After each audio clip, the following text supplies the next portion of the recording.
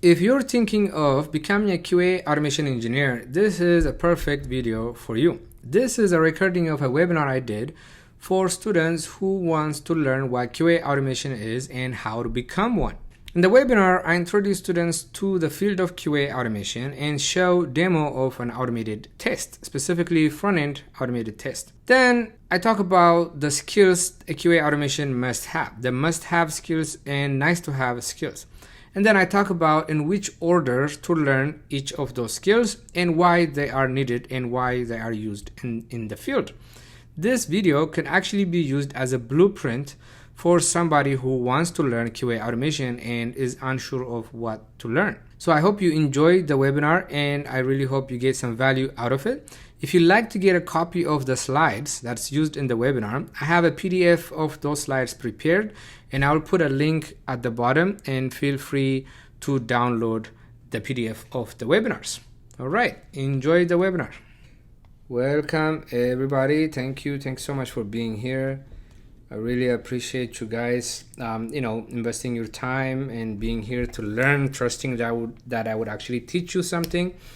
I really do appreciate it. Can you guys hear me okay? Everything, the sound is good, the video is good, especially the sound in the screen. You can put like thumbs up on the screen, or you can just confirm for me on the chat. That would be great. I'll try to keep my eye on the chat, but it is kind of tough to focus and also read.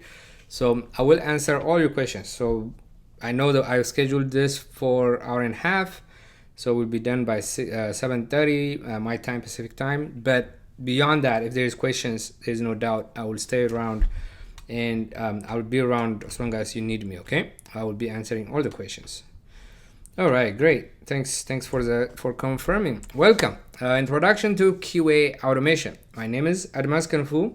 Some of you might already know me. Some of you might have already taken my courses on my website or on Udemy. My courses have been on Udemy for a while, over 6 years. You might be familiar with my style of teaching and everything else. But for those of you, this is the first time you're meeting me, welcome. I'm really happy you're here. I'm a senior software engineer in test. That's my title, right? QA automation is another title. Senior QA automation engineer is a valid title, but officially I'm an SDET. So when you're looking for jobs, when you're researching this field, there are several terminologies you do, and especially when you go look for a job search, one of the main ones you should use is QA automation, because that's very generic and you're going to see a lot of hits with QA automation. But you can also use software engineer in test, software development engineer in test, and so all of those are just another word for automation, for testers, but specifically for automation. So in this webinar, it's going to be an hour and a half. Like I said, I'll try to move fast because it's a lot of material to do, and this is the first time I'm doing it this way, right? I've done webinars before, but I completely changed the content, so I really don't know how long it's going to take me. So I'll try to move fast, and if I have time at the end, of course, there's plenty of stuff I can show you. I just don't want to run out of time. I put in what I think is super important into the webinar, so I really want to cover that. Okay, so we're just going to talk about intro to the field itself, just really briefly, because I do have another recording that I will refer you to. Then we're going to spend time on automation. So we're going to talk about what is automation, what are the skills you need for automation. So you need to learn what should you learn, right? Then what is the game plan? How should you go about learning it, right? I'm not saying, and this is not this is not like a webinar where I'm just going to just give you just things on the surface and try to sell you stuff. Definitely not. I really wanted you to get value out of this, because you're investing your time. I really want you to get value out of it. I want you to get a blueprint. That's really what I want you to get a blueprint of what you need to learn and why you need it. What are those technologies, what are those tools used for in the field? Then after that, it's really up to you. Do you want to learn from me, or do you want to just take the list of topics and do it on your own? There's a bunch of resources, right? YouTube and Udemy being one of the major ones. So that's really what it is. I definitely want you to get value out of it. I want you to know, most of you probably already know what the field is, but A lot of the questions I get asked is, what should I learn? Which language should I learn? What kind of tech stack do I need to know? And that's really what I want to give you here. Okay. So we're going to talk about that. We're going to talk about the game plan, and we're going to talk about like resources. I kind of just mentioned what the resources are: Udemy, YouTube, and me. And I'm going to have a free gift for you, which is going to be a free course, a full course, my bestseller course on Udemy. It's 35 plus hours of Python and Selenium if you want to take that route. Okay. So, intro to the QA field. Now, the reason I don't want to spend a whole lot of time on this is because the last webinar I did about 3 months ago, I did a few of them. It was specifically introduction to QA. That's one reason. Second reason, I do have a course that is a 1-hour course, a free course on my website on Udemy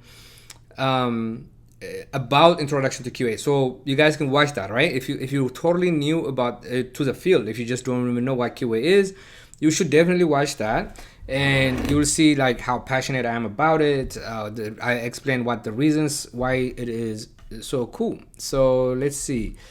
I was hoping to show you. So if you go to YouTube, just later on, YouTube/SuperSQA, youtube.com/SuperSQA. When you go to videos, it's probably going to be the first one. Why, like right now it shows this, but the thumbnail is actually different. Jumpstart your career in software QA, right? This is a 1-hour webinar I did before. That is more generic. It's not focused on automation. So today we're going to talk about automation, but this one is more about just QA. So check that out. And while you're there, of course, subscribe to my channel. Everything I do is QA related. I'll come back and talk about these 3 videos. These 3 videos are awesome. You build your own website so you can practice automation and you have full access to it. Okay. So other than that, just the course, right? So what is QA? What is QE? That's covered in that course. QA stands for quality assurance. QE, quality engineering. It's just terminology. So most like QA is such a common term. I say QA a lot, but what we are, especially as automation engineers, is we are QE. We are part of the engineering organization. We do everything the engineers do. We just don't build the product. The engineers build the product, and well, the developers build the product, and we make sure the product is ready to go out to the public or ready to go out to whoever is going to use the product. So we are engineers. We are part of, we do literally everything from managing the releases to just literally going in there and testing it, and sometimes even fixing it, right? If you understand the code that is being run, the actual product, you totally have access to go and fix it if you have the skill set. So QE is a more appropriate word than QA, especially when you're talking about automation. Why is it a great career? Just so many reasons why it's a great career. So it's covered in that webinar. What are the responsibilities, types of QAs? Okay, primarily there's 2 kinds of QAs: manual QA and automation QA. So manual QA is basically you are going there and validating things manually. You're just testing it with your hands, your eyes, your computer. You're clicking things around. You're using the product just like the user would use it. That's manual. In automation, we're going to see tons of examples. In automation, you're going to write code that will do those things.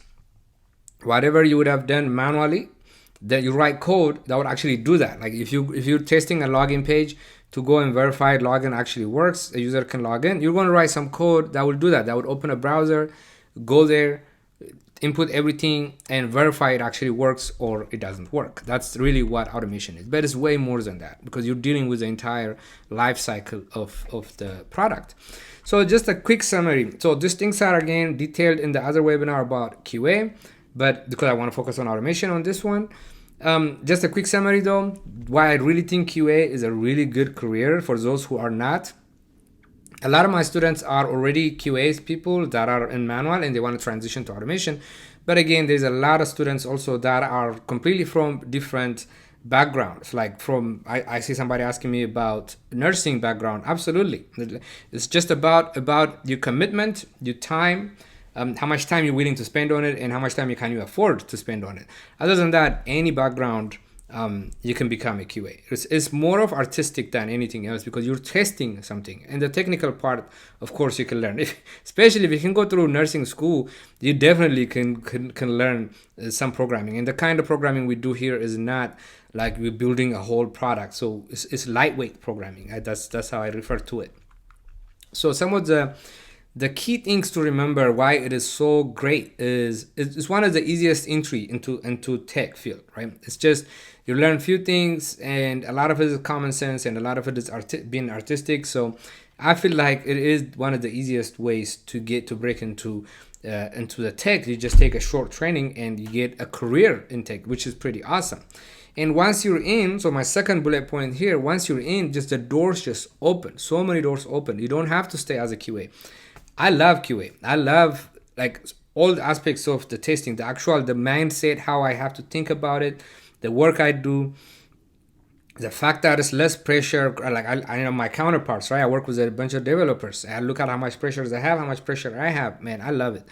So I love it. But if I wanted to transition to other parts of tech, it's just so many doors that opens. Like you can just go to so many directions because you get to work with so many different people and so many different disciplines.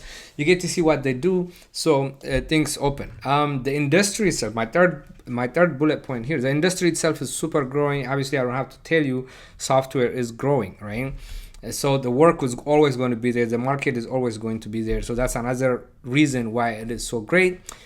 In my experience, I've been doing this for almost 10 years now.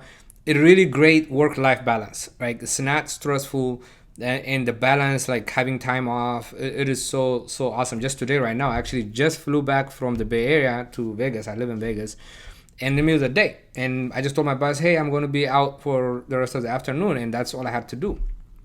It is pretty cool. It is pretty chill for the most part. And you get to make impact in society because you are testing stuff. You are making sure stuff works, right? Like think about if you end up working for a company that manufactures like hospital equipment, right? Flight equipment, satellites.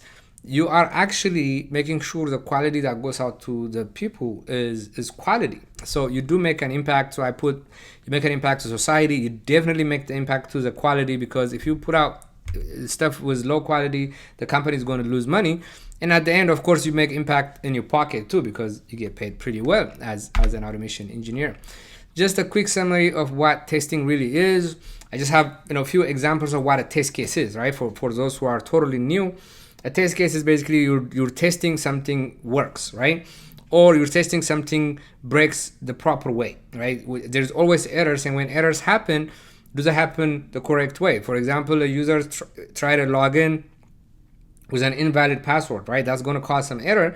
Does a correct error message show up? Does it handle it? Or does it let the user in, right? That's called negative testing. Positive testing is when you're testing it how it's supposed to work, and negative testing is when you're trying to break it and making sure it handles it.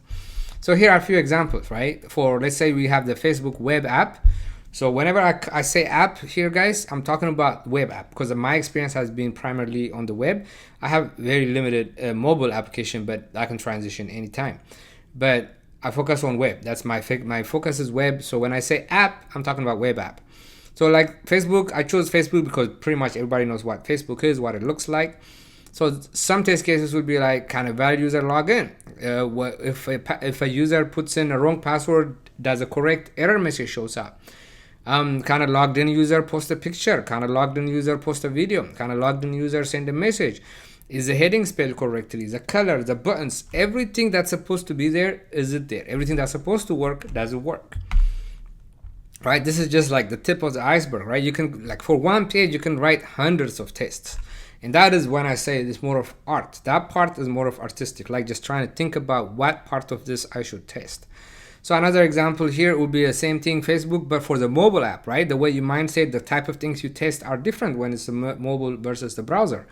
So when I say web app, that's something you open in a browser. When I say mobile app, that's a native app that is installed on the device itself. So it's basically everything I just talked about. Plus, there are additional features on the mobile. So like notifications, do they show up? Location services, do they work? Does calling work? The colors, the buttons, the orientation, the size, everything. Does it look like the way it's supposed to look like? And one more set of examples.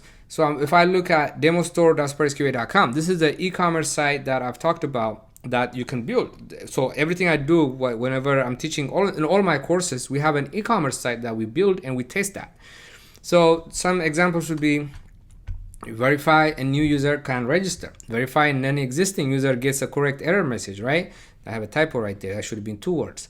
Verify registration with existing user fails, right? Like if the user exists already and you try to register again, it should fail. So this site, for example, is something I created for my students. This one is publicly accessible, demostore.spreadsqa.com. Okay, you guys can check it out anytime. I have different versions of that. I will explain why I have different versions of that later on.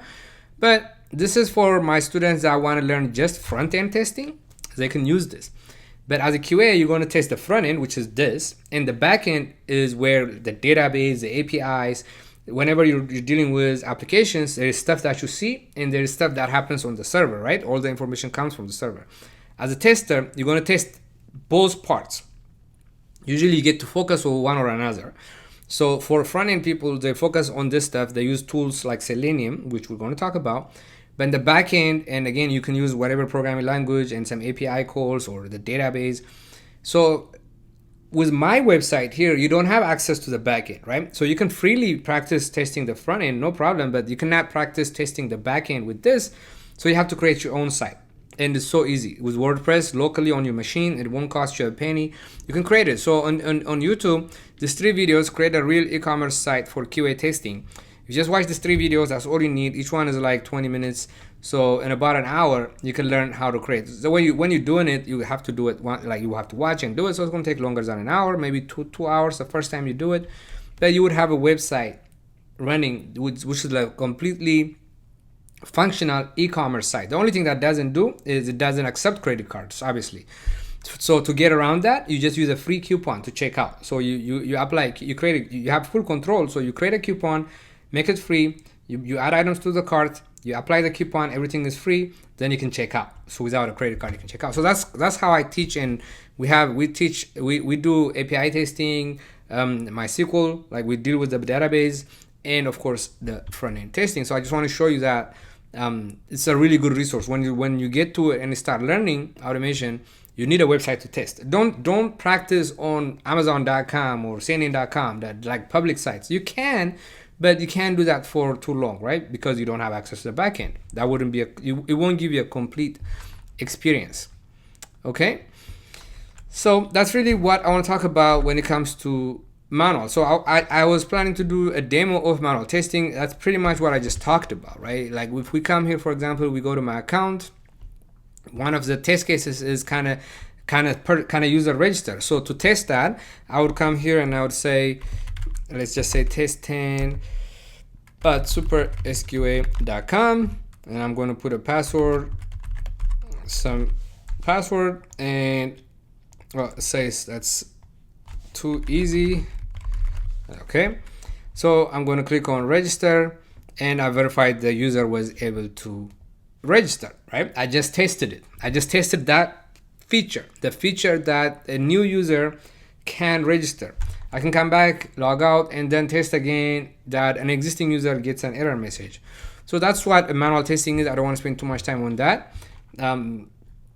If we have time at the end, we can come back and revisit that, okay? But I think we're going to focus more on the automation. So the test I just run right now manually, I went there, I opened the browser, I navigated to demostore.spreadsqa.com, I clicked on my account, I typed in the email address, I typed in the password, I clicked on submit, and I visually saw that it was the user did get registered. The way I knew the user get registered is because the page changed. There are things that I'm looking for that showed up that says welcome, the menu changed, everything. So you can write some code that will do all of that. And the advantage with that is you write it once and you can just keep testing it all the time. That's what automation is, okay? You write code that tests other code. That's really how I explain it when people ask me, like I meet random people and they ask me, what do you do? And I'm like, I'm a QA automation engineer. What is that? They say, oh, I write code that tests other code. Really, that's like, in short, that's what we do. We write code that tests other code, okay? We write code that will do everything you manually do. That's what we're doing. But I put an asterisk with everything. So like, everything is a strong word, right? Somebody's going to come back and be like, hey, let me see you automate this. Of course, there are things that you cannot automate, obviously. Like, you cannot automate every single thing. And sometimes it's not worth it. Sometimes the application is going to, what that feature is going to live only for a little bit. So you don't want to automate it. You don't want to invest time in automating it, because automating takes time. The advantage is then you can run it over and over again. And you need to test things over and over again. In software, everything is related. For example, you might think like, okay, I just tested registration works. Why do I ever have to test it again? Unless it changed, right? That's not true at all. Even though you tested registration, it works. But you're going to make code changes, something that's totally not related. Let's say you make code changes on, this is an e-com, so let's say you make code changes on how coupons are dealt with, right? The coupon management system. You make code changes there.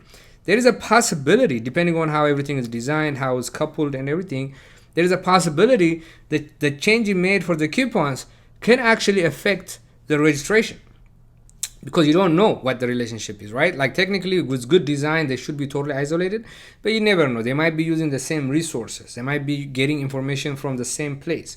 And when you're doing something here, you messed up that common location. Now everything is broken.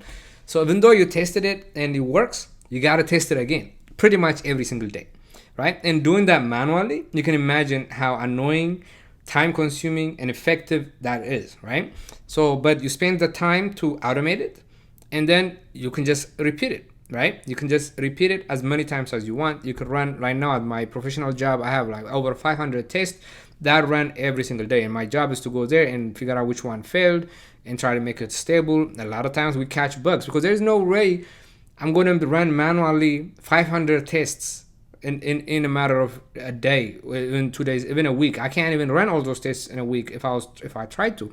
But with automation, about 30 minutes to an hour, I got 500 tests running, and giving me confidence that my code is good to go, that my product is good to go, and it can be released to the public.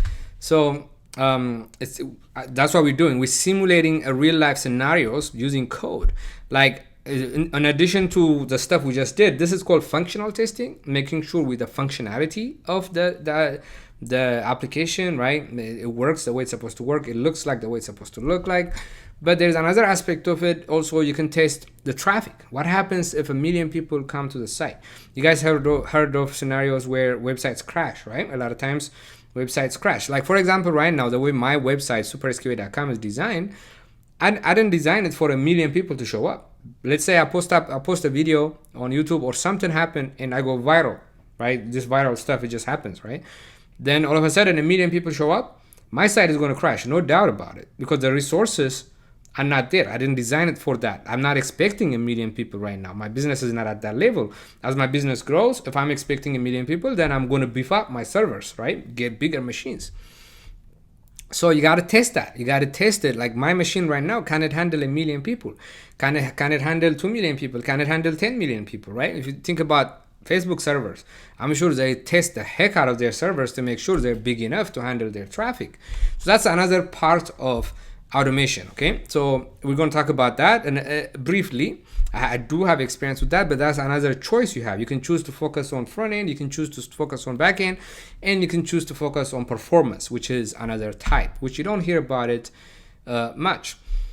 So we're just talking about intro to automation. Why automation? Why you would choose automation? Obviously, more money, right? That's obvious. Everybody knows that. Unless you're a lead or something, there's no way you're going to make more money as a manual tester versus automation. I mean, there's a way. That's kind of not a correct statement. You never know. There might be positions that pay you more, but generally speaking, automation positions will pay more. That's just a known fact, because you're an engineer. You have more skills, right? It's a game of skill. It's all about skill. So you have more skills, so you get paid more. At a personal level, that's why automation. But in terms of the industry, automation is very reliable and repeatable, right? Once you write the tests properly, if you write them correctly, then you can just repeat it as many times as you want. You can repeat it whenever you want. You can just run the same test over and over. It's repeatable. So that's why we love it. That's why companies want it. Companies spend a lot of money on automation, and that's why we have jobs. That's why we have great jobs, because they really want. They take automation very seriously. I'm a very major player in the company that I work for. That's for sure. And when I say me, I'm not talking about like just me because who I am. It's because of my position. All the QAs, there's several QAs in the company, and we all are an integral part of the company. That's what I love about it, is like a few months training and you become a really important person in a company. It is pretty cool. And it's repeatable. I just explained that. And it is very fast to execute many tests, okay? We're going to see that shortly. We're going to execute, I forgot the numbers, close to a little bit over 100 tests, and it's going to take maybe like 3 minutes. I don't know how long it actually takes, but we're going to execute everything. We're going to see it. You can execute a lot of tests a lot quicker compared to manual tester. You're going to need an army of manual testers to test 500 test cases in a day. But with automation, just like that. It takes time to write it. Definitely takes time to write it, like the developer, like the 100 test cases I'm going to show you, it would take like a week to write those. Those are even simple tests. There's a mix of front end and back end. It will definitely take like a week to write those, but to run them, once you write it, then that's it. It just takes minutes. Okay. Oh, this is totally wrong. This should be demo for automation testing. I just want to show you what an automation test looks like. Let's just do that real quick. So we'll come back and talk about it with what this is. This is Python code. I'm a Python based guy. I focus on Python. I teach Python. My professional job is Python. And we'll talk about when we get there, but that's what I would recommend. But you can go like other routes. Java and JavaScript are other really popular languages, but I am more of a Python based. So this is a test. This test, for example, is register a valid new user. This is literally doing what I just did. It generates a random email.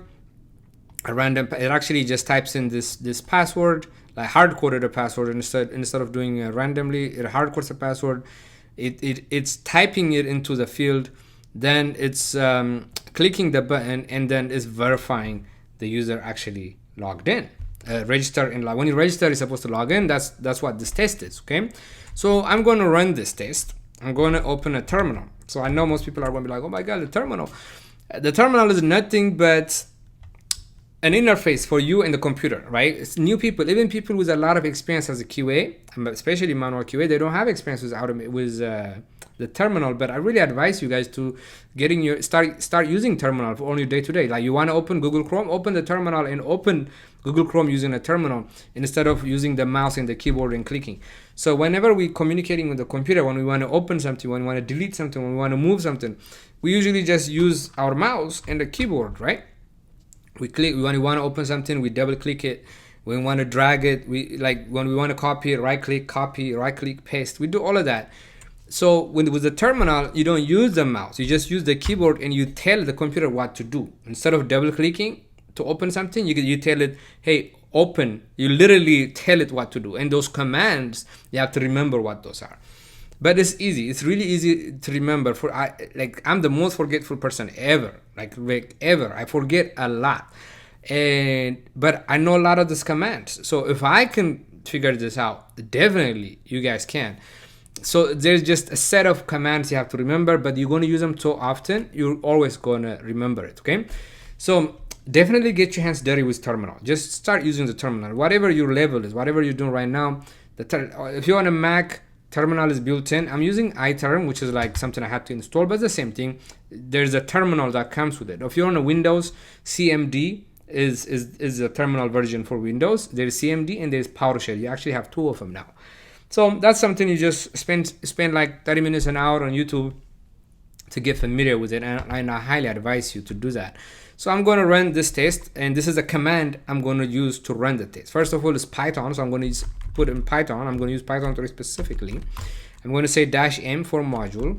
I'm going to say pytest. I hope you guys can see this. I can make it a little bit bigger. Okay, so I'm just saying pytest and -m Python -m pytest. I could have just said pytest too, but I have issues with my system. Then I'm going to say random mark. So in my test, I gave it a mark, right? You can identify, each test would have an ID. And I can tell it, I can say, oh, run all the tests, or I can say run this particular test. So in this case, I'm going to run tcid13, test case ID 13. And I'm going to run Firefox. I already set it up. So just opened it here. I'm going to move it to this browser. And we're going to see it do its thing. This is super slow because I put in a bunch of sleeps. It went, as you can see, my hands are free. It typed in the email address. It's going to type in the password, right? It's going to click on submit, and bam, it went to my account page. It closed the browser, and it told me the test just passed. That was super slow because I'm putting in sleeps. I'm sleeping 3 seconds just so I can show you, how it's actually doing it. I'm sleeping 3 seconds every time. So I'm going to put the sleep to 0 seconds, and I'm going to run the same thing, and you're going to see how fast it moves. And I got to move the browser quickly here. Bam, done, right? It just did it in 4 seconds, and 5 seconds. That's including the time it took to open the browser, which is probably the slowest part of this. So this is super fast. If I run the entire suite, I just remove the ID, and I'm just going to say run everything that's in the test folder, which includes the front end and the back end. So as you can see, it's going through a bunch of tests. It's doing the back ends first. The backends in my case are RESTful APIs. I'm testing APIs, RESTful APIs, just making a call to the server, getting it back. And it's running the test on one of my other sites. It's actually running it on this dev site. For every website, guys, as a QA, you would know this. There's different versions. There's a staging, dev, testing version, and there's a production version where the public can see it, right? And those other environments, they're called environments, the testing environment or staging environment, when code changes happen, that's where it goes first. Then from there, you go to another environment. Usually you go to a development environment, which is more corrupted, the data is not clean, there's a lot of issues. Then you move that code and you put it into a testing environment or a staging environment. Then on that environment, it's a lot cleaner, and you run automation on there. If everything is good, there are no bugs, you might put it into another environment that's even more stable, or you might just deploy it to production. So production, the word prod, a lot of times, especially if you are involved in, like, if you just follow like groups on social media, like tech groups and stuff, you hear the word prod. That means production, which means it's public, like your customers can see it, right? So before it gets there, you have environments. And for my site, for my students, this is particularly for my bootcamp, I created different versions of the site. I have the dev site. The Zoom thing keeps getting on my way. I have the dev site. I have a staging site. You can see the URL is different. And I have a production site that just says bootcamp.store.postgre.com. I just want to show the deployment. We'll come back to this, and we're going to see how all that works out. So the test is running, guys. It's opening it in my different monitors, but it's just opening and closing browsers all the time. Opening and closing browsers all the time. You can see there's a lot of tests for the cart page. This is right now doing cart page. It looks like it's doing cart page. It's waiting for something. That means it's going to fail. Most likely, it's probably going to fail. We can look at it. It did fail. If it takes too long, that means Selenium is going to wait for something to happen. And usually, it waits as long as it's told to wait. In my case, I think I have 5 seconds, and it's going to fail. So I just want to see the results so you can see how long it took to run all those tests. And I can already see a lot of tests have failed. 70% so far out of the tests that run. Actually, so far 71% of all the tests have run. That's what this is telling me, is hundreds of tests. I hope you guys think this is pretty cool, because I do. I definitely think automation is pretty cool. Like, you just write the test once and it keeps running and running and running. You can run it at any time. I wish the browser would open here. I gotta figure out how to make it do that. For some reason, it thinks my other monitor is my primary monitor, so it's opening it there. The framework I'm using here is PyTest. We're going to come back and talk about it, but I'm using Python, PyTest, and Selenium. Those are the three things we are doing. Hold on, let me see. Is there any sound coming that's bothering you guys? I got a okay. I don't know. Sorry, apparently my sound was low, so I wouldn't know if you guys had questions. Yeah, for those who are not muted, if you're not speaking, it would be great if you guys can mute, because there is some background noise sometimes. That'd be great. Okay, so I finished. It says 5 tests failed, 114 passed, and it took 3 minutes and 23 seconds. How cool is that? 119 tests in 3 minutes. That's pretty impressive, right? That's pretty cool. It will take you, imagine how long it will take you to run this. So Our job now my job basically after this webinar probably is to go and figure out why did this fail, why what are the 5 that failed, why did they fail, and I go fix the code. That we spend a lot of time doing that, but it's also depending on how you design it. If I run it again now, the next time it might be 4 that failed. It's especially for the front end, it's a little flaky, so you have with experience you become a lot better at writing tests that is not flaky. It's typical for those that are already QAs. You know tests are flaky, right? Unless you do a really good job of when you write the code, you do a really good job.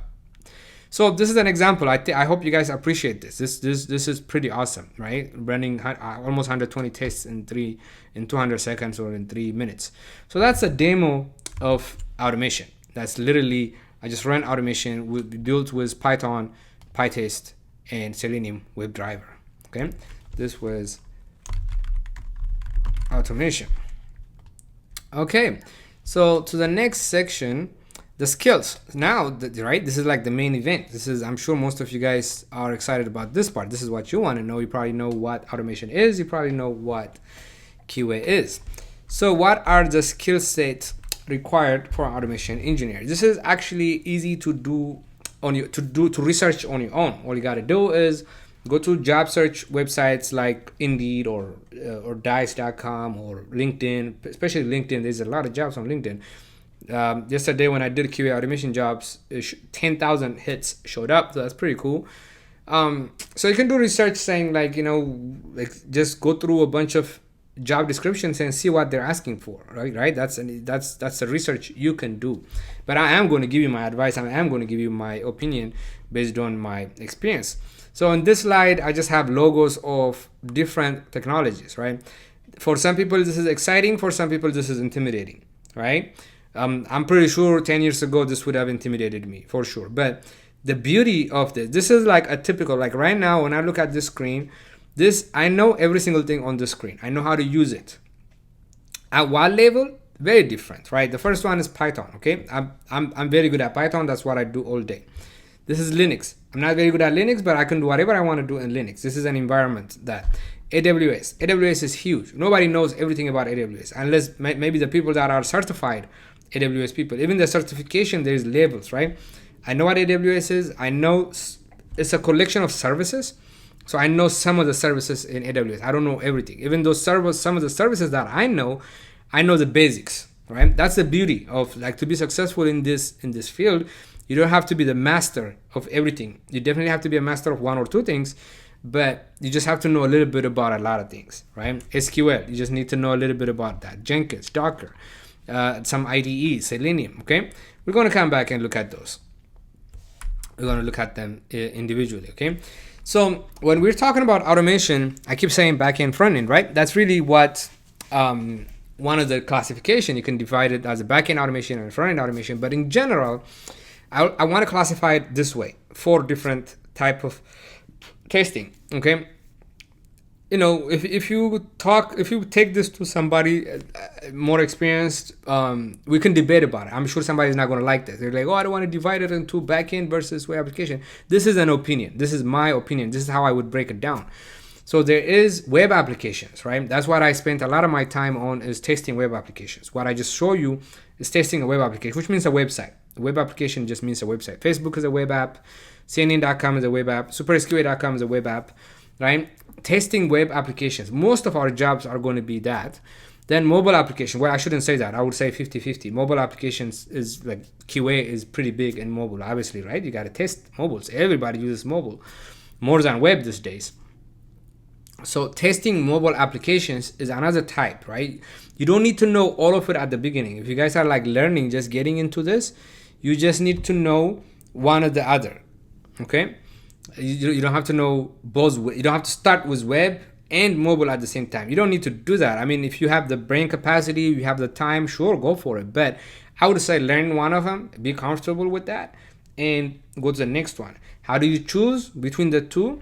The only time I would start, if you're starting out fresh, right? If you're starting out fresh, the only time I would recommend to start with a mobile is if you have opportunity already lined up. If you have, a friend of a friend that works at a company, and he's saying like, hey, if you learn mobile automation, I can get you a job. then you have the motivation, you have a really good reason to go and start from mobile application, because the opportunity is waiting for you. But if you're gonna learn something and go look for a job, I would start with web, because in my opinion, it's a lot easier. It's a lot easier to deal with web, to test web applications than mobile. So like the actual the technology we use is much easier. The setup, like setting up stuff on for the mobile and emulators and stuff, not as straightforward as going to www.supersql.com, right? So I would definitely start with web applications. But then, of course, eventually you want to do mobile applications, especially if you want to increase the opportunities, if you want to, cast a wider net when you're looking for a job. Then I go for backend testing, right? So when I say web application testing, technically it includes backend testing. The web application is, just like I said earlier, it's a combination of front end and backend. The same with mobile, right? The app is here, we see it, that's the front end, we interact with it, but all the stuff we're doing, that information comes from the server. It comes from the backend, right? Either a database or some kind of service. It can be AWS. That information has to come from somewhere. And there is a constant communication between your device, the UI, and the backend, which is typically a server, a web server. So backend testing is included in both. Whether you do mobile application testing or web application testing, backend testing is included in it's always there. But when you look at mobile application, when you look at mobile application, you're usually dealing with the UI and with the mobile part, the UI, the front end part, right? The back end would be its own thing. But usually when somebody has a mobile application, they also have a website. So usually they use the same backend, because the backend is like the brain, is the same. It's serving it to the web, to the browser, or serving it to the device. For the question, so far, not yet. I do not have RPM for mobile yet. But yeah, definitely backend. Actually, most of my experience is in backend. The team I worked for the first 5 years of my career, was like purely backend team. So I did a lot of REST API testing and database testing, specifically MySQL database testing. Then the last one, I categorize performance testing. I definitely would recommend you guys pick the rest of it up before. Learn how to test the front end, learn how to test the API, then you get to the performance, because when you're doing performance, you like doing backend testing pretty much, but you use different types of tools. You're going to hammer the service. You're going to hammer the heck out of the service, see what happens to it. Does it handle it correctly? When the load gets too big, does it handle it? Does it fail? Or if it does fail, does it fail properly? Does it scale? All things like that. Okay. Let me see. Is there anybody that's unmuted right now? I should be able to mute everybody, but the guys, it would be great if you guys can mute, so I don't have any background noise. These little things, it might bother people in the recording. Okay. Sorry about that for the interruption. So that's really how I cover it. If you guys have questions about this, you guys can bring it up. If you want to know what the differences are, or if you want to, if you want me to explain why I recommend you doing web applications first, you just let me know later on. Okay. So the must-have skills, right? This is going back to this slide. This is like really generic, high level, and really let's break it down. So must-have, what I call must-have, is 3 things.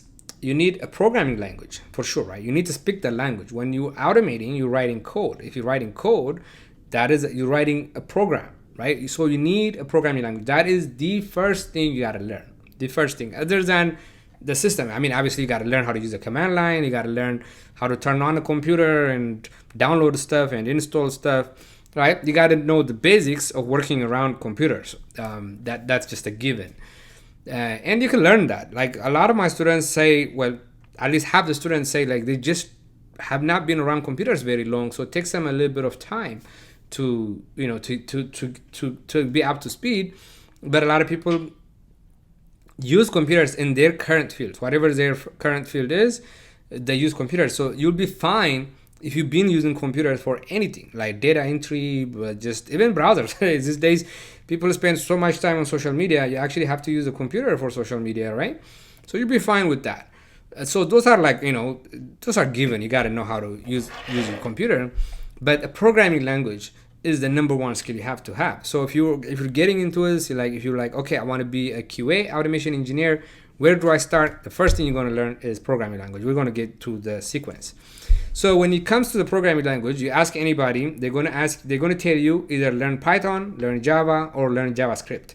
Don't get fooled by the name. Java and JavaScript, they are not related in any way. I don't know. I believe Java came first. I don't know, actually. I really don't know who came first, but I don't know why they named it this way. But they are not related at all, other than they both programming languages, right? It's like saying, I don't know, some two different languages, saying French and English. They are languages, but there is no relationship between the two. So that's what Java and JavaScript is, just so you know. So those are really popular programming languages in QA right now. In general, in IT, again, those three are really popular. And even when things are built, like Facebook right now, for example, is built with JavaScript. There is TypeScript. JavaScript is a newer version of JavaScript. You might have heard of React. React is a framework for JavaScript. Like all the modern websites are created using React. It's all JavaScript. Backends, really most popular backends, most popular programming for backend is Java. It's been around for a long time. But nowadays there's Golang. Google created Golang, which is like they took Java and made it better. C++ has been around for a while. It's super powerful. I know Google's search engine is C++ because it's super fast. Right? There's a bunch of other languages, but as QA, these are the most popular ones. And out of all of this, you ask anybody, Python is the easiest one to learn. And including my opinion, definitely Python is the easiest one to learn. That's what I learned. That's what I do. When you look at the syntax, it's so easy to read compared to let's say you have a task, like the test we saw earlier, right? The test I saw earlier is probably like 10 lines. If you took out the empty spaces, I could write all of that in like 10 lines. In Java, that would be like 30 lines. Right? I might be exaggerating a little bit, but it is known for that. Python is known to be, you can write it a lot quicker. It runs slower than Java. Java runs faster, but it runs, you can develop it a lot quicker in Python. So Python is way easier. So unless there is a reason, again, you might have other motivations. You might have a job that's lined up. You might work at a company right now. You're a manual tester at a company, and they have automation, and their automation is in Java. Of course, you got to learn Java because the opportunity is right there, right? You're gonna just grow into that position. You're going to grow into that. You're going to be a QA automation in the same company you're in, and they use Java. Learn Java. I'm not going to say like go learn Python, even though the opportunity is staring at your face with Java. No, that's the only time it would make sense for you to start with Java. JavaScript is even worse. I think JavaScript is a tougher language. But there's a lot of opportunities though. It's harder, means less people learn it, right? It kind of goes hand to hand. So if you have a reason, if you have opportunities in front of you, go with whatever opportunity is there. But if not, I highly recommend you start with Python. Python is like taking off. It's really popular, and it's really popular in data science, in AI, machine learning, all of that. Python is a really popular language. So even if you don't want to do QA and you want to do something else, do like database administration or cybersecurity or anything like that, Python will always be there. It's used in day-to-day life. It's almost like the English language now. You just use it to do small tasks like everywhere. Okay. So that's the number one thing, a language. You just have to learn the language. Once you have to speak the language, right, to be able to do anything. That's kind of common sense. So choose any language you want, but my personal recommendation is, of course, Python. Then you need to learn a testing tool, right? So in our industry, in the testing industry, there are tools that are specific for testing. They're made for testing. And one of the most popular one, I'm sure everybody have heard of it, is Selenium, right? Selenium is a popular tool that's been around for a while now. And I'm talking, well, there's three components of Selenium. There is Selenium RC. I never really see the real use case. Then there is Selenium Grid, and there is Selenium WebDriver. So I'm talking about WebDriver. So Grid is basically WebDriver, but you can just spin up. Let's say right now you saw me run the test in Firefox, right? But I want to run it in Firefox and in Chrome at the same time. I want to open two browsers at the same time, so I don't have to wait for one of them to finish and go to another one. With Grid, you can create a grid, and you can run a lot of different platforms. You want to test your website on a Mac, on a Windows, on Firefox, on Safari, on Chrome 95, and Chrome version 10, Chrome version that, right? You want to try totally different things, and Selenium Grid does that. But mostly what you want to learn, what you want to start with Selenium WebDriver. That's the one that's really, whenever somebody talking about Selenium, they're talking about WebDriver. They don't explicitly say WebDriver, including me. I have a habit of just saying Selenium. Either I would say Selenium or I just say WebDriver. But it's Selenium WebDriver, right? So that is the most popular tool for UI testing, for web application testing. So the example I just showed you, all the tests I ran except for the backend. The backend is just pure Python. You just use Python, you make API call, you get a response, you check it, you go to the database, you read the data, you check it. That's it. But for the front end, for the website, it's Selenium. Appium is the most popular tool for mobile testing. For mobile testing, Appium, right? Once you learn Selenium, you move to Appium. The thing is, once you get the concept of how Selenium works, Appium is going to be easy. The setup is going to be the more challenging part. Setting it up is going to be challenging. Other than that, it's like interacting. Find this element, click it. Like every little thing on a page is an element. The button is an element. The paragraph is an element. The header is an element. So you're going to say, go get this element and click it. Or you're going to say, go get this element and get the text and verify it says what it's supposed to say. When you click it, something is supposed to happen. So you do the same thing with mobile, but use Appium, and it's a little bit more complicated because it's a real device, and there's emulators and things as well. Then Playwright is a new player, on the field, and it is gaining popularity a lot. Like 2 years ago, I haven't heard of it, and now all I hear is Playwright. So I'm going to actually work on a course on Playwright. I have to learn it myself. I haven't professionally used it. I've used Selenium for 10 years. Playwright is, of course, new to me. But once you get one of those, man, you can learn the rest of it. It's easy. First of all, it's fun. It's a lot of fun. It's just a matter of I don't have time. I would have learned it by now. But it just takes time, right? But I'm definitely going to learn it. And I'm going to create a course on it. It's really good. From what I saw, the reviews, what it can do, it's really, really good. So I don't have a course right now. I think somebody did specifically ask for Playwright, and I will eventually. It's coming. It's in the pipeline. I have so much going on in the pipeline that you guys going to love. It's coming for sure. All right. So two things: programming language and a testing tool, and of course start with Selenium. The third one, this is a must-have, is SQL. Okay, database. Whether you're a front-end tester or back-end tester, you should definitely have SQL. When you're looking for jobs, in the job applications, if you look at the job market, everybody wants you to know a little bit of SQL. You don't have to be a database administrator. You don't have to be an expert DBA or an expert in database. You just need to know basics. You need to be able to read from a database. Because even if you're writing a front-end test, for example, order placement, you write a test, an end-to-end, I can show you, I have one of those, where you go through the process and you place an order. How do you know the order actually got placed? Guys, mute please.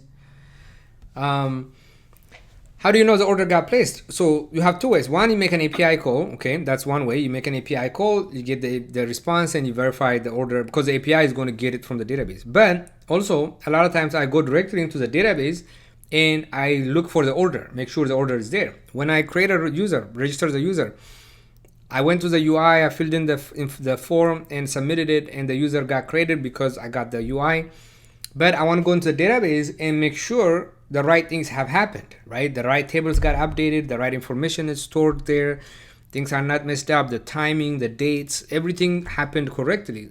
To do that, I need SQL, right? So whether you're a front-end person or a back-end person, you're definitely going to need some SQL experience, okay? Let me see. Give me 1 second, guys. I'm trying to see if there is a quick way to mute everybody. Apparently not. That's something I need to learn myself. Okay. So the three things, right? It would increase. So you'll be okay. I think by when you finish learning the programming language and one of the testing tools, basically, let's say as an example, Python and Selenium. Once you have those two, you'll be okay to start applying for jobs. You actually have a shot. But when you add SQL, your shot just gets a lot bigger, right? Because a lot of people want that experience. Manual testers use SQL a lot. Manual testers use SQL a lot because they have to go into the database and read some data. There are some SQLs that are like this big, like a whole page. We don't have to write that. We'd never have to write that. When we need something that complicated, we go ask the experts, the developers, the DBAs. We tell them, hey, I need a query that does this. It's complicated. You have to get information for so many places. There's so many joins. We get help. So to learn SQL is actually easy. It's probably going to take you like 3 days, right? You can take a basic course. You can take I think YouTube is probably good enough for SQL because we don't need, like I say, we don't need to be experts in SQL. MySQL and SQL. Okay, SQL is a language. There's a question say, is there a big difference between MySQL and SQLite? Oh, yeah, there is. SQLite and MySQL, they are different. MySQL is a brand. It's the most popular database in the world. It's free, that's why, and it's really good. So MySQL is a brand. SQL is a language. SQL stands for Structured Query Language. Structured Query Language is the language you use to query databases, to actually go read. MySQL is the database. MySQL is the database that you actually are going to read. Okay. So you definitely should learn it. I think if you wake up one day and be like, okay, the next 3 days I'm going to learn SQL, I promise you that's all you need. That's really what you have to do. SQLite is another version. It's like MySQL is a brand, SQLite is a brand. SQLite comes with Python, and the query is very similar, but it's also a little bit different. But it's easy to learn, especially once you learn one of them. It's easy to learn the other ones. For another one, popular one other than MySQL would be like Microsoft SQL Server. That's another brand, another version, right? That's from MySQL. MySQL from Microsoft. MySQL is from Oracle. It's very similar, but some of the syntax is different. Like, so if you learn one of them, if you learn SQL, that's it. Like, you just have to learn the differences because it's like pretty much the same. Okay, so those three groups of things I consider must have. Okay, I have one more slide for must haves, and I call those must haves. I almost put kinda. It's like kinda must have, but then I say, you know what? Instead of saying kinda, let me put mini topics. Those are mini, right? Just like SQL, you spend a couple of days on it, you're good. Git, SSH, and using Postman. I think as a QA, when you're applying for jobs, as a new QA, you gotta know those. So Git is the technology we use to keep track of our code. It's like, you know how when our pictures, where do we save our pictures, right? We save it on the phone, but we don't want to keep it on the phone because we can lose our phones. Shit can go wrong with our phones, right? We want to put it somewhere safe. We want to put it in the cloud, right? We want to put it somewhere. So where do we put it? We put it on Google Drive.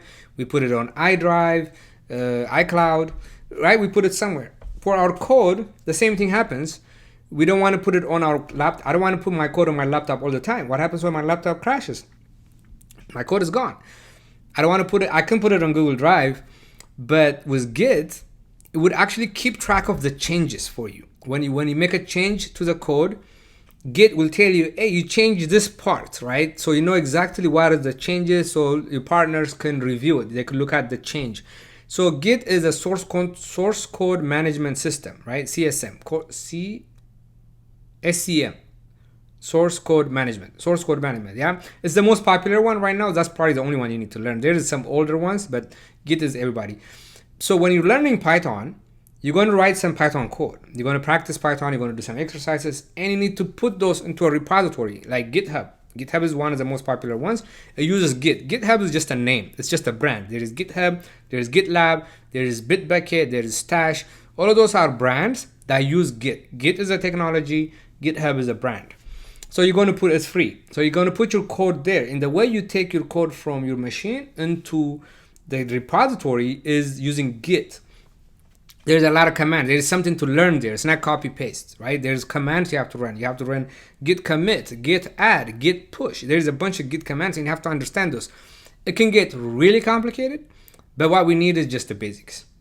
All we need to know is how do we clone code, how do we make change and commit it, basically save it, and how do we push it. Like handful, like 5-6 of them. And I have like a cheat sheet, but I really like you to just do a little tutorial. The problem with Git tutorials is they go really deep. So it's kind of like confusing because they teach you, like, they want you to be a Git professional, but as QAs, we just need to know really basics of it. So keep that in mind when you're learning Git. We just need a really basics one. I'm gonna create something that is appropriate for us for what we do. But that's one. SSH, again, manual testers probably already using this. It's a way for you to connect to another machine. You do SSH, meaning connect to another machine. You kind of have to understand it, but it's nice for your resume. Let me just put it that way. And Postman is a tool. Let me bring it up because I have it right here. Postman is a tool you use to make API calls. Everybody uses it. Manual testers, automation people. Like automation, we make the API call in our code. I write Python that communicates with the server, makes a request, gets a response, checks the response, makes a request, gets a response. But before I write the code, I come to Postman and I try the call myself. Like right now, I'm just making a call. I just called my servers and saying, give me orders. This will give me a list of orders. Actually, this is creating an order. I just created an order. Actually, it says 201 created. I literally created an order on my site. I'm using the dev site, right? So Postman is really important. You can do automation in Postman. I personally have not done that, but you could write some JavaScript code, and you can. A lot of companies use Postman for automation, but it depends on what kind of API you're testing. From my experience, I'm testing APIs that are really complicated, so that's not good enough. I have to do it in Python or in Java, but I've been doing it in Python. So again, Postman is, once you know what APIs are, like if you don't know what APIs are, Postman is meaningless. Once you know what an API is, then you definitely want to pick up a couple of videos on Postman and just get familiar with it, right? You don't have to be a Postman expert. I'm not a Postman expert, but I definitely know how to use it. And I have a collection for WooCommerce. So for my website, the website we build, we use WooCommerce. That's what makes WordPress an e-commerce site. And it's a fully blown production ready API that we get for free so we can practice on it. Like that's such a great opportunity, right? We get to practice on an actual API that like half of the world is using. WooCommerce is really popular. It's not just for us. It's a real e-commerce website that pretty much everybody uses. So I have a little collection for that. If you want, if you don't want to create your own, I can send you this. You just have to ask for it. Okay, so that is what I call must-have. Let me just review real quick because it's important. The programming language, the testing tool, MySQL, and these little mini topics like Git and SSH and Postman. I'm pretty sure I can add more. Then nice to have skills. I almost put this in the must-have, but I think it's okay to be nice to have. These days you need to know a build tool. So I have CI/CD tools, or I can call them build tools. Okay, these are really popular tools. Jenkins, you might have heard of the word Jenkins, is probably the most popular so far right now. And GitLab is probably catching up. GitHub Actions, brand new. GitHub is old, but they added a feature to GitHub that's called GitHub Actions because Microsoft bought GitHub. And GitHub actually wants to do everything GitLab does because GitLab is amazing. Circle CI has been around for a long time, just like Jenkins have. So what those are build tools. So you write the code. What you saw me do right now is I run my automation on my laptop. I don't do that all the time. I run it when I'm developing, when something is wrong, when I want to try it out, when I want to test it out, I run it. But normally it is scheduled to run every day, every hour, whatever, somewhere, right? Because when I go to sleep at night, my laptop is off. When I'm not around, when I'm not working, my laptop is off. It's not going to run my code. I need a place where the code is going to run. And those are the tools that would enable us to do that. So when you go to a company, they definitely have, that's all right. I'm going to mute you, okay, Jay? So they definitely have one of those tools. There's no doubt about that, right? Unless they're super old school and they take the code and they manually copy it into the server and run it like this, unlikely they do that. No matter where you go, they're going to have one of those tools. So it's it would make sense to put this into must-have skills, right? And they want you to know this, even though this is not your job to configure these things, but the automation is going to be part of this. So what happens is when people write the code, the developer writes the code, checks it in, right? And that code needs to go to the server somewhere.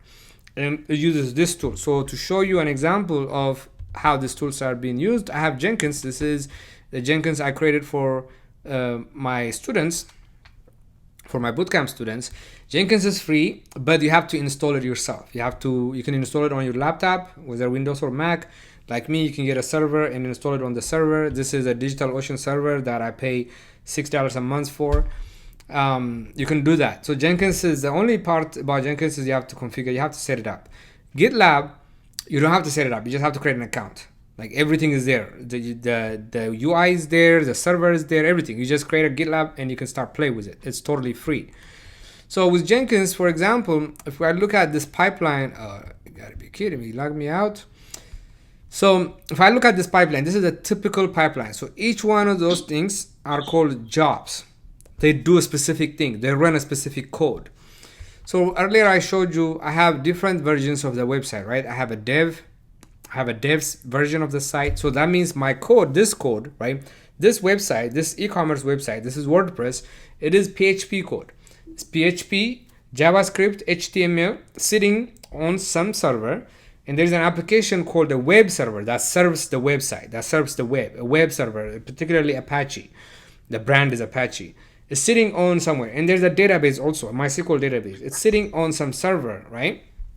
So when I make the code change, if I want to make the change for, let's say I want to make the change for staging environment, I need to get that code into staging environment, right? So this one is the staging one. Now, right now they have the same exact code. I should have made them different. So I have a pipeline. So the first job, what this job does is it actually checking GitHub, whatever I told it to check. You can configure it, like your code might be in GitHub, your code might be in GitLab, your code might be in Bitbucket. So this guy, the first job is actually checking every 5 minutes, every 10 minutes, whatever I configured it, to see if there are any changes. Oh, is there a new code? Is there a new code? Is there a new code? Is there a new code? It's checking that. As soon as it sees a new code, it's like, oh, there's a new code. Let me build it. Then it will trigger this job. Then this job will go get the code and goes and puts it into the dev server. It will update this website. It will update the code here, right? Then it will trigger this job. This job will actually trigger this job, which will run the automation on that version of the site. It will run on the automation on that version of the site. If the test passes, if this job passes, let's say there's hundreds of tests and they all pass, then it will trigger this job, and this job will deploy. Remember, look at the name. Demo store is what I call my store. Deploy to staging. And this job is going to be like, okay, the automation passed. Let me take that new code. There's more into it, right? Which branch? Like when you're talking about Git, it needs to know like which version am I getting and stuff. That's all configured. So this job is going to say all the automation is passed. Let me take this code and put it into the staging environment, which is more stable. Then it will trigger this job, and this job will actually run the tests on that environment. It will run the tests for this job, for this environment, which is much stable. And if that job passes, it will trigger this, and this will basically deploy the code into prod. So if you have a real CI/CD stands for continuous integration, continuous delivery. That just means like as soon as you check in code, this stuff will just take the code and puts it to production straight up, right?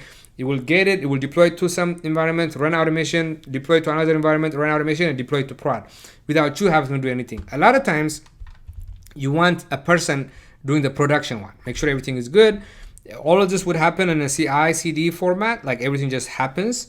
But right when it gets to prod, I like to go and click myself. I don't want to be in the middle of the night, somebody checks in some code and that shit just goes all the way to prod, which is dangerous. But that's the idea though. That's really what they want. That's what the industry is moving towards. CI/CD. CI/CD is a big thing now, right? That's really what they want. They want like you check in code and bam, the code just goes there. Before you have to come here and manually update something and like, but now that's why we invest a lot on automation, because we want to make sure our code is tested thoroughly before we push it to prod. So this is a tool. This is Jenkins. This is one of the most popular tools, and this is what I recommend you start with. The issue with this one is You have to create your own instance. You have to install it. It's not that hard. You just have to do it. You can run it on your own machine. Okay. And GitLab is another thing you're going to learn. It's a really popular CI/CD tool. To show you like an example, this is a real automation dashboard that I created. Basically, when our automation runs, I want to publish the results somewhere, and I want to see it. So I have. Don't judge me with my design skills, okay? Because I know how to make things work. I don't know how to make things look good. That's for sure. So this is something I designed. Still work in progress. Basically, when I run our automation, it sends the results to this application. This is a Python Flask application running on some server. So this is an app. It's a web app, and I have a deployment pipeline. So if I go to build and pipelines, this is what GitLab looks like. Such a beautiful UI. So there's difference. The same idea. Whenever I check in code, this is going to run. It's going to do some quality checks on my code. Then it's going to deploy it to staging environment. It's going to run some automation and deploy it to a prod environment. I don't have multiple environments. I just have staging and prod environment. So these are the tools. I just want to show you what the tools are. So when I say nice to have skills, it's kind of like must have skills, but it can wait. It can wait until you get your Selenium and Python stuff done. Once you have that done, because that's what you're going to run in Jenkins. You have some code to run. You need something to run first. Then you go take that code and run it in Jenkins or run it in GitLab or something like that. Okay, one of the tools. But I recommend Jenkins, then GitLab. I should put Docker in here. Jenkins runs with Docker, GitLab runs with Docker. Docker is a really important topic that you probably would need to learn eventually. And it's a really good idea to learn one of the cloud services because they're really popular. And so what a cloud service is basically is the computers are sitting in the cloud. You don't have to manage the hardware. You don't have to configure everything. You want a server, you can go to AWS and be like, hey, I need a server that is this big because I'm going to run this thing, right? And they just do everything for you. Before, a long time ago, you have to like rent a machine and configure it the way you want it. It was just a lot of overhead. But now with the cloud, everything is done for you, and every company has it and use it. So you should learn, at least know what AWS is when you're looking for a job search. Assuming you do the rest of it first, right? Assuming you get the programming language, you get the tool, you get SQL, you get this little basic things. You get the Jenkins and GitLab, at least these two. Then start learning AWS, right? You can, if you have a reason to go to Google Cloud. I chose AWS because AWS is the most popular, but feel free to learn Google Cloud or Microsoft Azure. I've used Azure before because I wanted a Windows machine. Now I bought this little $200 Windows machine. This is an awesome Windows machine, so I can show my students things. I work on Mac, but I want to show my students how to do things on Windows sometimes. So I have my little window here, but before that, I literally rented an Azure virtual machine, and I could just log into it, and it's pretty fast, and I have a Windows machine that I just have to go through the browser, which was pretty cool. Okay, let's see.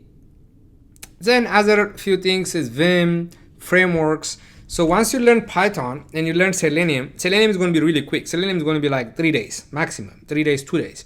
Then applying Selenium, you actually use a framework. Okay, there are several frameworks, and frameworks it's like a set of rules that you're supposed to do things as, and it makes things a lot easier. If you notice, when I was running my test, I didn't have to tell it what file to run or anything. I just told it, oh, run everything in this folder, or I told it run something with this ID. It is the framework that's allowing me to do that. The framework knows to go into my code and find all the files that have tests. So this is the code here. I have the front end folder, the back end folder. The back end, I have coupon API, customer API, order API, product API. For the front end, I have the cart page, I have end to end, I have the home page, my account. All of those files have different tests. Normally, when you want to run a code, you go and tell it to run exactly which code to run. But when you're using a framework, in this case PyTest, I just tell it run this ID, and it goes and finds that ID and runs it. It knows what to do. That's what a framework is. So as part of your learning experience, you're going to have to pick a framework. So I recommend PyTest. So I don't know why I skipped PyTest on this one here. I think you should start with PyTest. But robot framework is extremely popular. It's really popular at work. That's what I use. Personally, I use PyTest right now, but I teach both. Then BDD is another option. I think you should come back to that later after you learn this too. Then browser stack as a service, it would look great on your resume. It's a service that you pay for, and basically you write your code, right? Just you saw my code running on Firefox, but I can integrate it with browser stack, which is a service, a company, and I can connect to them and they can run it for me on a lot of devices. They have real devices, real mobile devices, real laptops, real browsers. They have everything. You pay for it, but you can run your tests at the same time with so many different configurations or so many different platforms. So it's nice for your resume. That's why I put it here. JIRA is really popular project management tool. It's really good if you have experience with that, and it's free even for your to-do list, right? Like right now, like you obviously you guys are studying. I guess obviously you guys are here, so you're really serious about your lives. You're trying to learn something. You're trying to make something, out of the situation you're in, whatever that is. So you have projects. I know you have projects. I know you do work. So you can get your hands dirty by just using JIRA to manage your projects. You can go on JIRA, create a free account, and put your to-do list and things like that in JIRA. Just watch a couple of YouTube videos and you'll be set. So this is a game plan. I've already talked about it. This is what I would do. So if I was to learn automation from scratch now, right? If I was a new guy this is the step I'll take. Step 1, learn Python, right? Just pick up Python. Pick up a course, a book, whatever you want to do. Obviously a video course is much better. My course is pretty nice, but you don't have to do my course. It like if you like my style, my accent, the way I teach, my the vibe, if you're feeling that, of course you take my class. But there's tons of Python resources, free resources. So just make sure you start with Python if that's your choice. Of course you can do Java or JavaScript. My recommendation is Python. And learn a tool. Of course, my recommendation is Selenium. That's step number 2. Step number 3 is once you have this tool, you put it together and you learn a framework, PyTest or robot framework. I actually don't care which one you choose. PyTest is pure Python, so it would make you practice Python. You have to write classes and it makes you write more Python code. Robot framework, it does a lot of the work for you already. The framework is so nice. You don't have to write as much Python stuff. So in my bootcamp, I teach PyTest because I want my students to practice Python. I don't want stuff done for them. The robot framework is really awesome, but as a beginner, I feel like, my opinion, there's an advantage in learning PyTest because PyTest you have to write a lot of Python code. But I'll be totally fine if you tell me, hey, I started with robot framework. I'll be fine with that. And step 4 will be practice more, right? Kind of like practice more. Keep writing more tests. Like look at the tests I have. I have 100-something tests, and I'm just getting started. I'm going to write a lot more tests for my students. The test you just saw, that is for my bootcamp students. Okay, so putting it all together, write tests, automate them for the e-commerce site. An e-commerce site is a really good way to start, but with WordPress, you can create any kind of site. I would say you can look into creating a social media site, look into creating some kind of like download site or media site or banking site. Then you can practice automation on it. If you already have a job and if you have access to the backend, go for it and practice on your own website, right? I mean, don't practice on your production side because you're going to mess up your analytics. You can cause issues. Don't practice on your real website, right? But you might have a test version of your site or a dev version of your site. That's really what I do. Pick a framework. I recommend PyTest. Automate front end. Automate back end. Okay. And then step 5, learn Jenkins, like I just talked about. Step 6, learn AWS. If you don't want to learn Jenkins and your company is using GitLab, then learn GitLab instead, because the idea is the same. Once you learn one of them, you can definitely learn the other one. Okay. And step 7, after you learn AWS, like, so when we get AWS, so I say it's the most popular cloud provider. There are too many services. Just learn one at a time. Okay. I suggest start with an S3. Start with S3. S3 is one of the services. It's a storage service. It's like Google Drive, but it's so powerful, way more powerful. So learn how to deal with S3. How do I talk to S3 using Python? Put file into S3 using Python. Download from S3 using Python. Just do a little S3 tutorial. SNS is simple notification service. It's basically if you want to send bulk emails out, bulk text messages, like applications talk to each other using SNS. Learn SNS, learn SQS, it's a queuing. Maybe I should put Lambda before queues. So there's so many services in AWS. You can go get a free database, like a MySQL database, just like that, like just few clicks. So learn that. Start with that. Okay, that's what I mean by AWS. I don't want you to go get an AWS certificate. Eventually, you might want to go that route if you love AWS, right? Like you get into this, you already Python is a must. You know Python, and when you start to play with AWS, you like that stuff. Then you want to pursue AWS. Oh, that's awesome because they get paid a lot. People that know AWS, cloud engineers, they get paid fat, and the job market is pretty sweet. Really good demand. So that's for the future. I would want you to jump into AWS right now, but feel free to explore. Then pick another framework. So have 2 frameworks on your resume. So you were focusing on QA jobs. We want to get QA automation jobs. So I do want you to have 2. I would recommend you have 2 frameworks. So your net is a lot wider. If you did PyTest first, now you do robot framework. If you do robot framework first, now you do PyTest. Okay.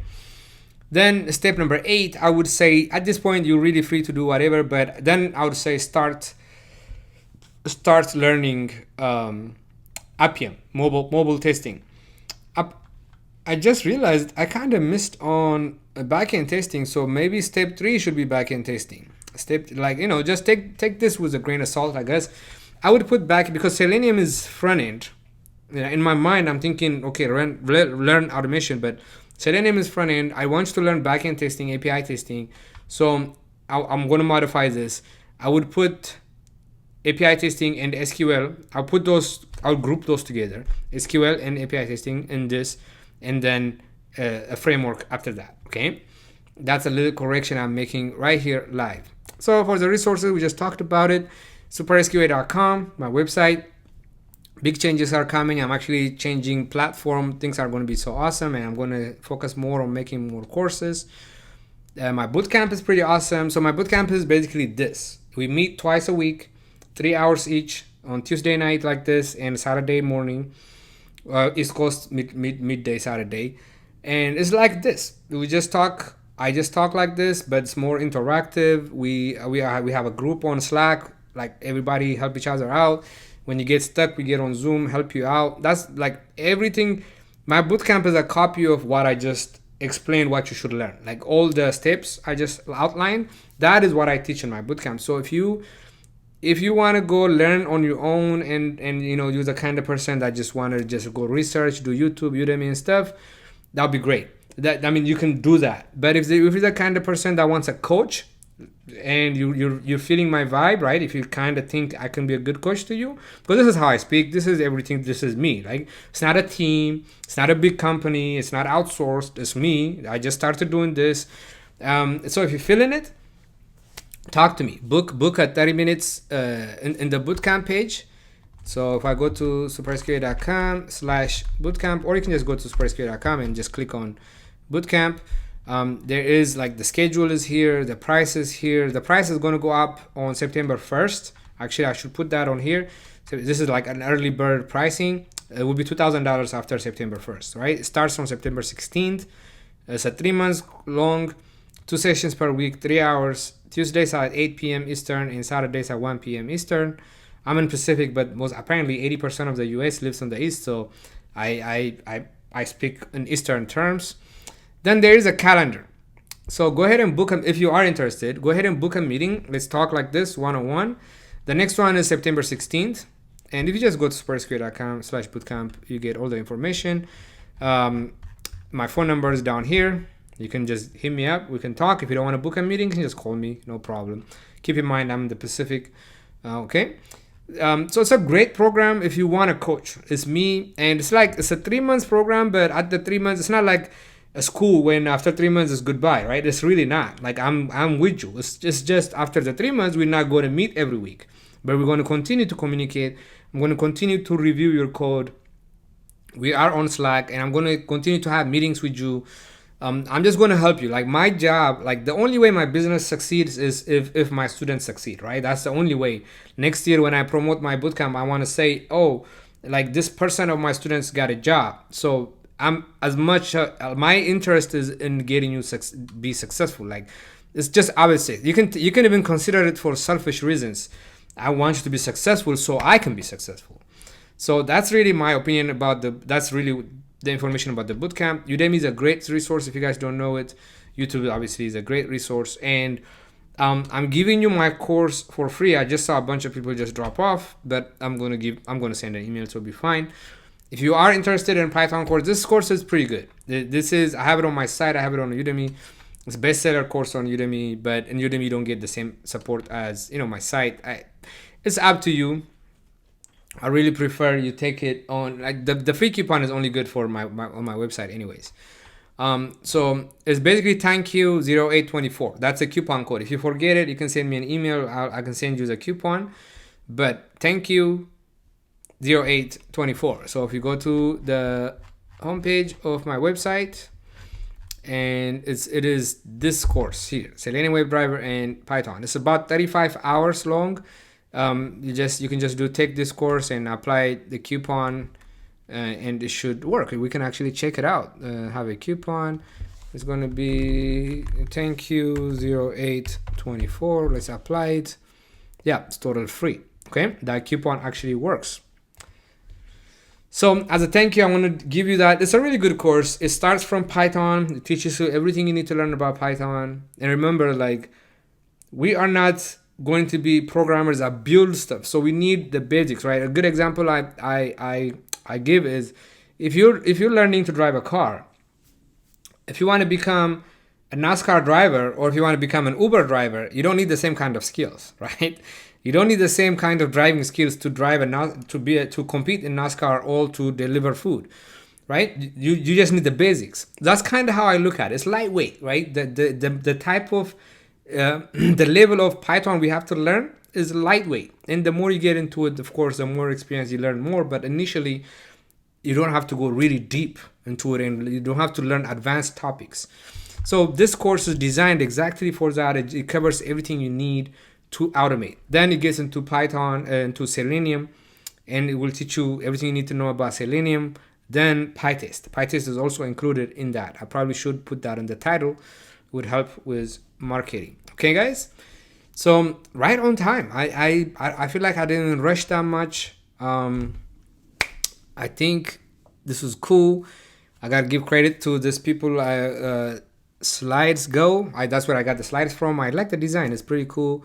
Thank you so much for being here. I see a bunch of people still around, and thank you. I hope you got what you wanted to get from here. I hope it wasn't waste of your time. I would love to hear some comments. Feel free to unmute yourself and speak. But I hope you learned something. I hope you know what you need to do now. If you actually want to be a QA, I hope you have a little bit of blueprint of what you need to do. Thank you so much. Thank you so much. I'm happy you think so.